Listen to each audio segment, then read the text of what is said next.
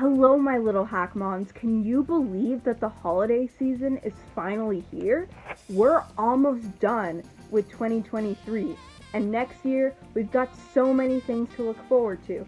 New games, new marching band, new Halloween stuff, all sorts of fun stuff to talk about. But now, of course, we have to make it through December, the holiday season. I think aside from a quick little video message here and there wishing my viewers a happy holidays, I don't think I've ever really done any videos that do actually revolve around the holiday season. So this year, I picked some random holiday and Christmas themed questions from the internet to answer, because why not? This seems to be the most popular Christmas related question on the internet whenever I Google things like Christmas get to know you or Christmas icebreaker questions, so we're doing this one first.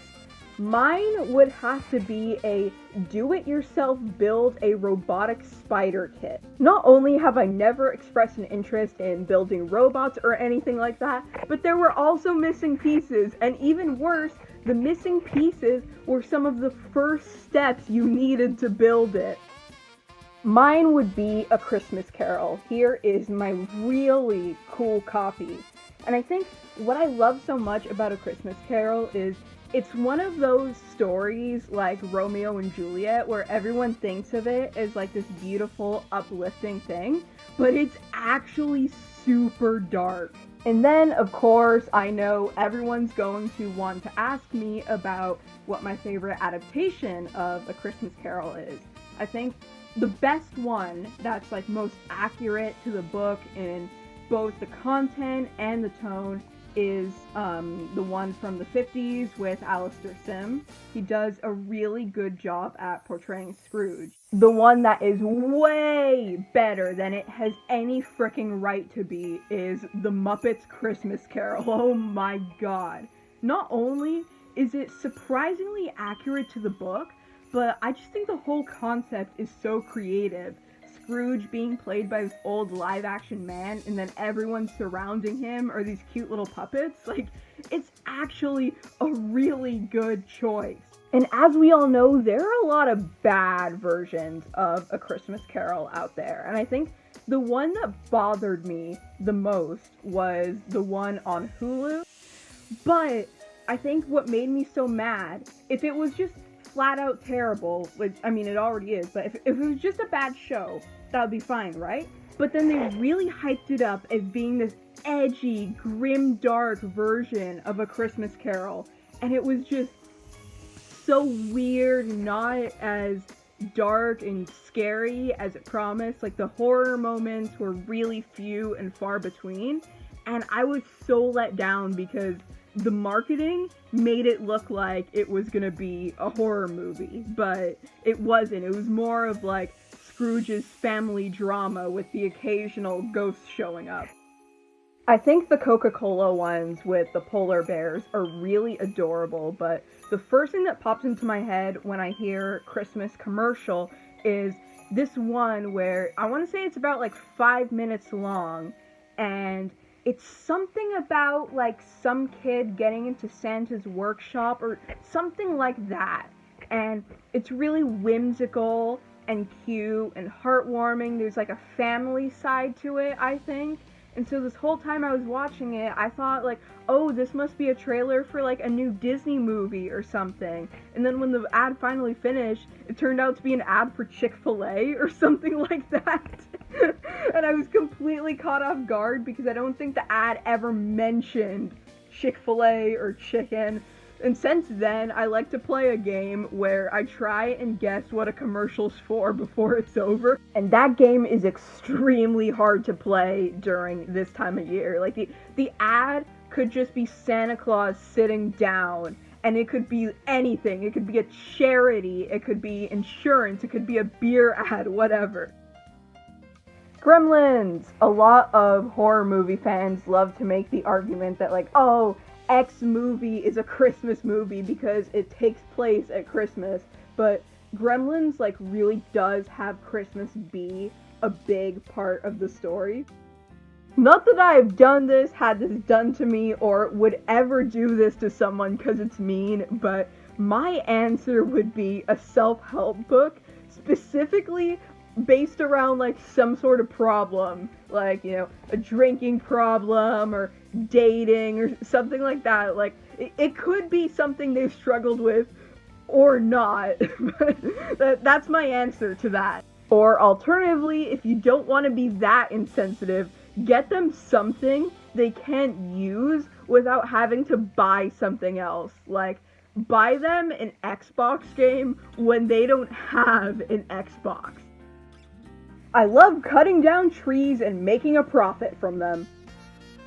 Yeah, there were quite a few. I remember really wanting, like, those Pokemon play sets from Japan. I thought they were the coolest thing ever. Like, to actually have a place for your Pokemon to live in, and then some of them had, like, special play features that, of course, little Orwell was just like, wow!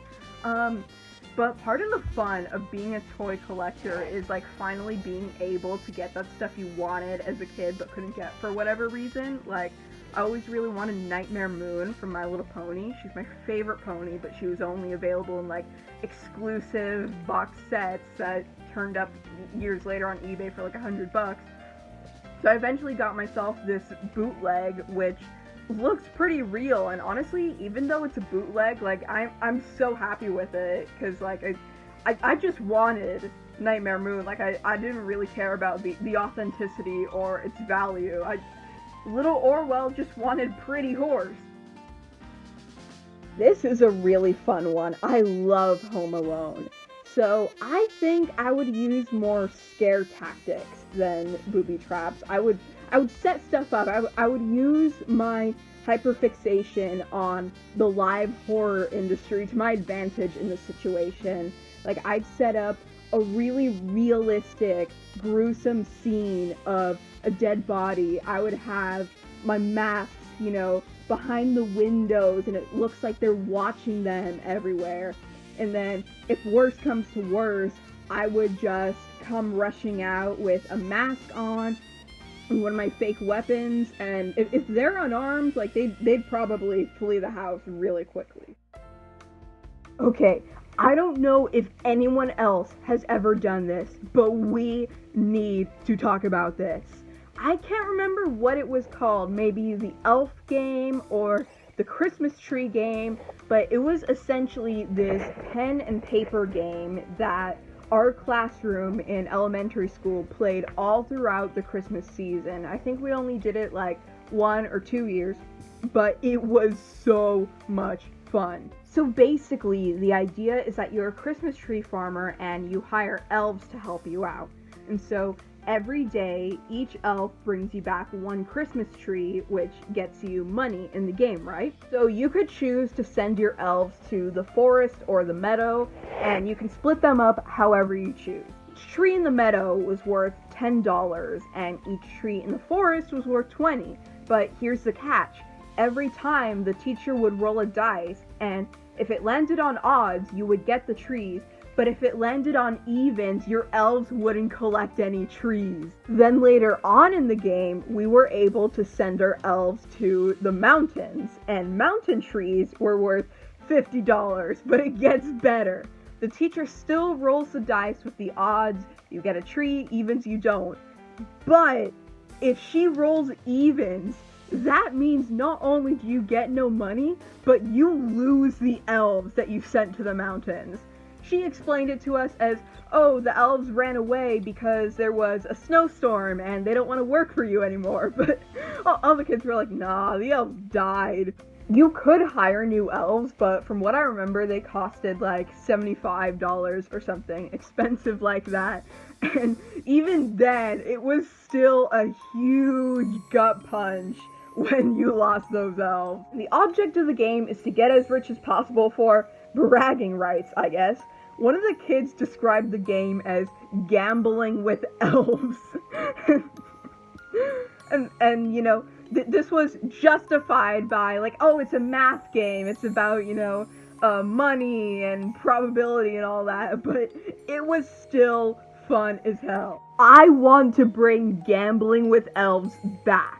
We need someone to create an online version of this game, Christmas Tree Gambling Simulator 2024. That is one Christmas memory that I don't think anyone else I know has experienced it. I don't know if this was just a thing that this teacher specifically did, or if this was like a printable thing she found online and other schools have used it too. But I would love to relive this and just gloat in my friends' faces about how rich I am, and then suddenly get vibe checked by my house violently dying in a snowstorm. Bye bye, my little hackmons. This was so fun to talk about some of my old memories. If you have any interesting questions for me, let me know in the comments, and if we get enough, we can put together a whole Q&A video just from your questions.